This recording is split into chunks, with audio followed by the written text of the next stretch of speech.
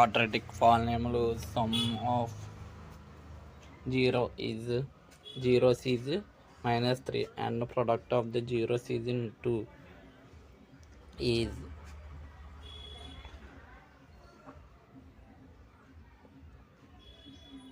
standard form of the quadratic polynomial x square minus alpha plus beta into x plus alpha beta. Here alpha beta are the roots of the quadratic equation. We know that alpha plus beta is equal to minus b by a is equal to minus 3, alpha beta is equal to c by a is equal to 2.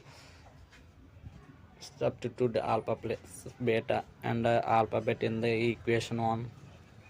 Therefore x square minus alpha plus beta into x plus alpha beta is equal to x square minus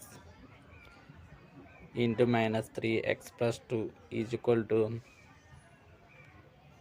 x square plus 3x plus 2. So the quadratic polynomial whose sum of the zeros is minus 3 and the product of 0 is true. 2 is x square plus 3x plus 2.